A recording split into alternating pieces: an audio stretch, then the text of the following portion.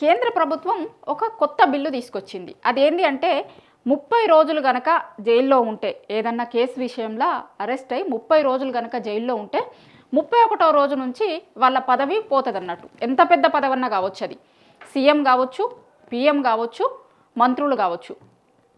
ఇప్పటివరకు లేదు అట్లాంటిది ఎక్కడ కూడా. రాజ్యాంగంలో అరెస్ట్ అయితే రిజైన్ చేయాలి అనేటువంటిది ఎక్కడ లేదు. కానీ ఇప్పుడు ఒక కొత్త బిల్లును తీసుకొని వచ్చింది. ఇది రాష్ట్రాలకి కాకుండా కేంద్రపాలిత ప్రాంతాలు ఉంటాయి కదా, ఆ కేంద్రపాలిత ప్రాంతాలకు కూడా వర్తిస్తుంది అన్నట్టు.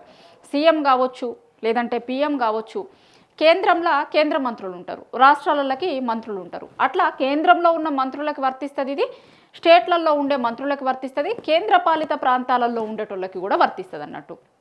అయితే కాకపోతే ఏంటి అంటే ఆ నేరం రుజువై 5 ఏళ్ల కంటే ఎక్కువ శిక్ష పడే కేసులు ఉంటాయి కదా, ఆ ఎక్కువ శిక్ష పడే కేసులలో కనుక వీళ్ళు 30 రోజులు కంటిన్యూగా జైల్లో ఉంటే వాళ్ళు 31వ రోజు ఆటోమేటిక్గా వాళ్ళ సభ్యత్వం రద్దయిపోతుంది, వాళ్ళ పదవి పోతుంది అన్నట్టు. ఎంత పెద్ద పదవనే కావచ్చు.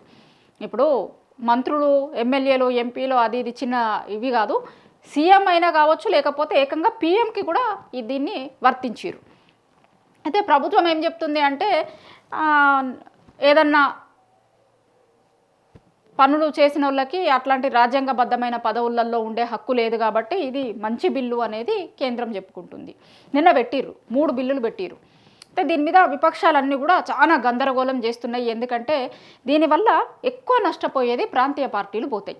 ఎట్లా అంటే మామూలుగా ఇప్పటికే మనం చూస్తున్నాం, జాతీయ పార్టీలే ఉండాలి, ప్రాంతీయ పార్టీల గొంతు కోసే కుట్ర జరుగుతుంది అని ప్రాంతీయ పార్టీలన్నీ కూడా ఇప్పటికే మొత్తుకుంటున్నాయి.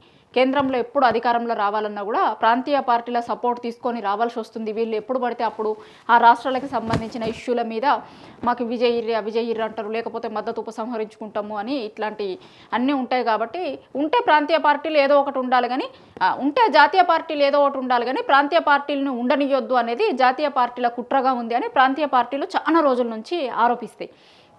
దీని మీద ఇది నిరంతర చర్చ అన్నట్టు ప్రతిసారి జరుగుతుంది.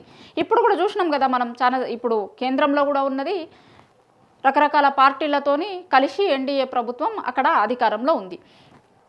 అయితే ఈ బిల్లు పాస్ అయ్యి బిల్లు అమల్లోకి వస్తే కనుక ఏమవుతుంది అంటే ఇప్పుడు వీళ్ళు శిక్ష వాళ్ళు జైల్లో ఉన్న తర్వాత ఇప్పుడు జనాలు ఓట్లేసి గెలిపించిన తర్వాత వాళ్ళు ప్రజల మద్దతుతోని వచ్చినటువంటి హోదా అవుతుంది. అది మంత్రి కావచ్చు, లేకపోతే ఆయన ఎమ్మెల్యేగా గెలిస్తేనే మంత్రిగా పోవడానికి అవకాశం ఉంటుంది. కేంద్రంలో కావాలి అంటే ఎంపీగా గెలిచి ఉండాలి, వాళ్ళు కేంద్ర మంత్రులు అవుతారు. సో చట్టాలను వీళ్ళ చేతుల్లోకి తీసుకునే అవకాశం ఉంటుంది కదా అనేది ఒక వర్షన్ అయితే, ఇప్పుడు ఏదన్నా పార్టీకి సంబంధించిన నాయకులు లేకపోతే పార్టీనే పర్లేదనుకోండి, వాళ్ళ మీద తప్పుడు కేసులు పెట్టించి ఆ సీఎం కనుక జైలుకు పోయిండు అనుకో, ఇప్పుడు ఆయన 30 రోజులు జైల్లోనే ఉన్నాడు అనుకో, బెయిల్ రాకుండా 30 రోజులు జైల్లోనే ఉండే పరిస్థితి వచ్చిందనుకో, ఆటోమేటిక్గా ఆయనది సభ్యత్వం పోతుంది, ఆయన సీఎంగా దిగిపోవాల్సి వస్తుంది. సో ఇట్లా కేంద్రంలో ఎవరైతే ఉంటారో వాళ్ళకి పడని పార్టీలను గద్దె దింపేటువంటి అవకాశం ఉంటుంది. ఇది చాలా దారుణమైన బిల్లు. ఒక నల్ల చట్టాలు అంటున్నారు ప్రతిపక్ష నాయకులు అందరూ కూడా. ఏంటి అంటే ఒక నల్ల చట్టాలు ఇవి అనేది ప్రతిపక్షాలు గొడవ పెడుతున్నారు. నిన్న బిల్లును పెట్టిన సందర్భంగా కూడా చాలా పెద్ద గొడవ అయింది. ఆ మొత్తం చింపేసిర్రు ఎటుబడితే అటు. ఎందుకంటే పార్లమెంట్ అయిపోవటానికి వచ్చింది. ఇప్పుడు నిన్న మొన్నరాక లేకుండా పార్లమెంట్ అయిపోయే టైంలో ఎప్పుడు ఇంత తొందరగా హర్రీబర్రీలో ఎందుకు పెట్టాల్సి వచ్చింది ఇట్లాంటి బిల్లులను అనేది ఇంకొక వర్షన్ కూడా వినిపిస్తుంది. ఇప్పుడు గతంలో చూసినాం మనం, ఢిల్లీకి సంబంధించినటువంటి మద్యం పాలసీలో ఢిల్లీ సీఎంగా ఉన్నప్పుడు అరవింద్ కేజ్రీవాల్ అరెస్ట్ అయ్యిండు. కానీ ఆయనే రిజైన్ చేయలే, నేను జైల్లో ఉండి అక్కడి నుంచే పాలన చేస్తా అని ఆయనే చెప్పిండు. అయితే రాజ్యాంగంలో ఎక్కడ కూడా ఇట్లాంటిది లేదు. సీఎం పదవిలో ఉన్న వ్యక్తులు కనుక అరెస్ట్ అయ్యి జైల్లో ఉంటే పాలించొద్దు అనేది ఎక్కడ లేదు. కాబట్టి అప్పుడు ఆయన కంటిన్యూ అవ్వగలిగిండు, ఆయన రిజైన్ చేయలేదు. రకరకాల సందర్భాలలో కొంతమంది చేస్తారనుకోండి, మంత్రులుగా ఉన్నోళ్ళు కూడా అరెస్ట్ అయితే కొంతమంది చేసేటోళ్ళు ఉంటారు, చేయనోళ్ళు ఉంటారు. కానీ ఖచ్చితంగా చెయ్యాలి అనే రూల్ ఏది ఇప్పటివరకు లేదు. కానీ దీంతో ఏమవుతుంది అంటే ఖచ్చితంగా అది ఆటోమేటిక్గా డిఫాల్ట్గా వెళ్ళిపోతుంది. 30 రోజులే, మళ్ళీ ఎక్కువ రోజులు కూడా కాదు. కొన్ని సందర్భాలలో కొంతమంది అయితే 6 నెలలు 7 నెలలు ఇట్లా ఉన్నోళ్ళు కూడా ఉంటారు. ఇప్పుడు సిబిఐ ఈడీ కేసులలో అరెస్ట్ అయ్యారు అనుకోండి ఎవరైనా సరే. ఇప్పటికే ఇది చర్చ ఎక్కువ ఉంది. కేంద్రం అంటే పడనోళ్ళ మీద ఇట్లాంటి కేసులు పెట్టిస్తున్నారు అది ఇది అనేది చాలా ఎక్కువ చర్చ ఉంది.